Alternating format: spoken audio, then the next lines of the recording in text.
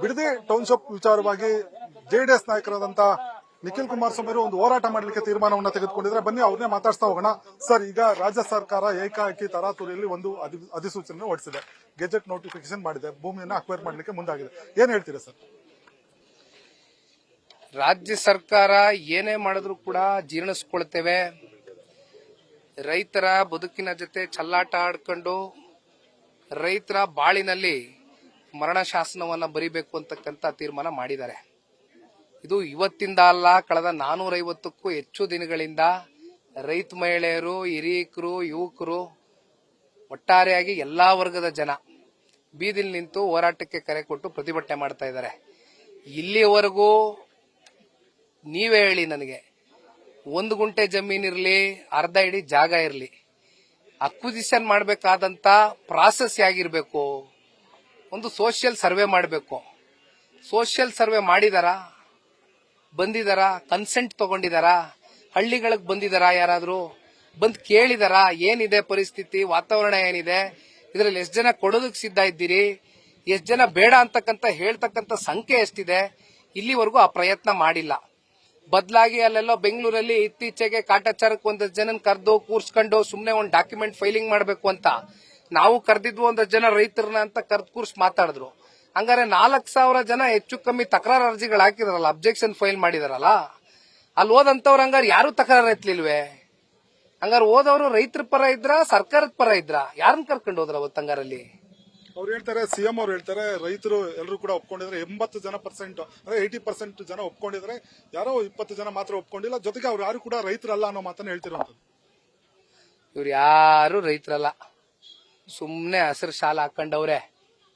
ನೋಡಿ ಅವ್ರನ್ನೆಲ್ಲ ರೈತರು ಕಾಣ್ತಾರ? ಅವರು ಎಲ್ಲ ದೊಡ್ಡ ದೊಡ್ಡ ಬಿಸ್ನೆಸ್ ಮೆನ್ಗಳಿಲ್ಲಿ ಅವರೆಲ್ಲ ಏನ್ ಮಾತಾಡ್ತಾರ್ರಿ?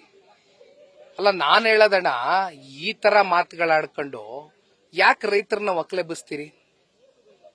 ಕೊನೆಗೆ ಒಳ್ಳೇದ್ ಮಾಡಕ್ಕಾಗಿಲ್ಲ ಅಂದ್ರೂ ನೆಮ್ಮದಿಯಾಗಿ ಅವ್ರ ಪಿತ್ರಾರ್ಜಿತ ಆಸ್ತಿ ಎಷ್ಟೋ ಜನ ಬಂದು ಗ್ರೌಂಡ್ ಅಲ್ಲಿ ಇಳಿದು ನೋಡಿದ್ರೆ ಅರ್ಥ ಆಗ್ತದೆ. ಹೈನುಗಾರಿಕೆ 5 ರಿಂದ 6 ಲಕ್ಷ ಲೀಟರ್ ಇವತ್ತು ಡೈರಿಗೆ ಹಾಕ್ತಾ ಇದಾರಲ್ಲ ಹಾಲು. ಎಷ್ಟು ಜನ ಸ್ವಂತ ಜಮೀನು ಇಟ್ಕೊಂಡಿದ್ದಾರೆ ಪ್ರಶ್ನೆ ಮಾಡಿ ಹೋಗ್ಬಿಟ್ಟು? ಎಷ್ಟು ಜನ ಕೂಲಿ ಕಾರ್ಮಿಕರು ಇವತ್ತು ಕೆಲಸ ಮಾಡ್ತಾ ಇದಾರೆ ಕೇಳಿ ಹೊಲ ಗದ್ದೆಗಳಲ್ಲಿ? ಎಷ್ಟು ಜನ ಬದುಕು ಕಟ್ಕೊಂಡಿದ್ದಾರೆ ಗೊತ್ತಾ?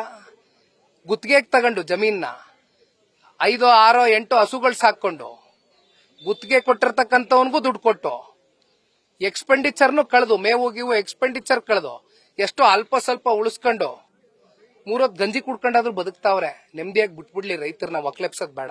460 ದಿನಗಳಿಂದ ಹೋರಾಟ ಮಾಡ್ತಾ ಇದ್ದಾರೆ, ಜೊತೆಗೆ ತಾವು ಕೂಡ ಹೋರಾಟ ಮಾಡ್ತಾ ಇದ್ದೀರಾ.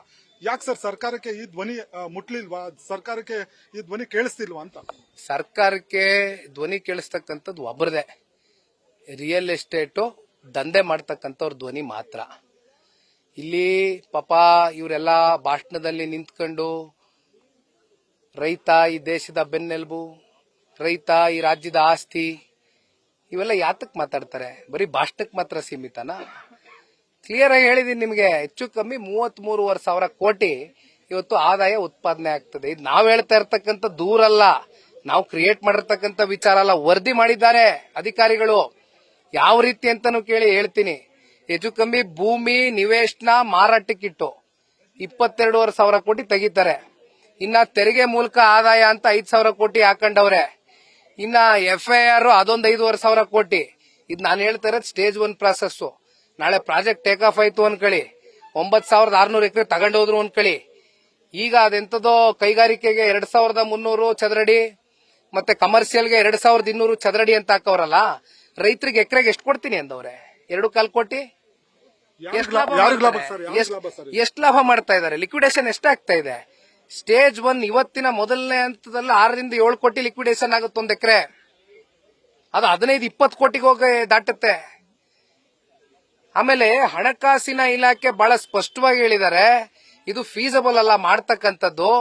ಅದು ಹುಡ್ಕೋಲ್ ಹೋಗ್ಬಿಟ್ಟು 12,500 ಕೋಟಿ ಲೋನ್ ತಗೊಂಡಿದಾರಲ್ಲ, BMRDನ ಇವತ್ತು ಮಾರ್ಟ್ಗೇಜ್ ಗಡ ಇಟ್ಟಿದಾರಲ್ಲ, ಸಾರ್ವಜನಿಕರ ಆಸ್ತಿ ಪಾಸ್ತಿನ, CA ಸೈಟ್ಗಳು, ಪಾರ್ಕ್ಗಳು, ಫೀಲ್ಡು, ಯಾರ ಆಸ್ತಿ ಅದು? ಬೆಂಗಳೂರು ನಗರದಲ್ಲಿ ಜನಗಳ ಆಸ್ತಿ ತಾನೇ ಅದು. ಜನರನ್ನೇನಾರು ಕೇಳಿದ್ರ ಮಾರ್ಟ್ಗೇಜ್ ಗಿಡ್ಬೇಕಾರೆ?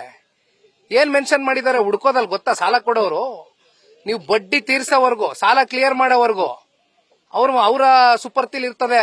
ಮಾರಕ್ಕೂ ಆಗಲ್ಲ, ಲೀಸ್ಗೂ ಕೊಡಕ್ಕಾಗಲ್ಲ. BMRD ಆಸ್ತಿ ಪಾಸ್ತಿಗಳು ಸಾರ್ವಜನಿಕರದು 87% ಲೋನ್ ತಗೊಂಡಿದ್ದಾರೆ.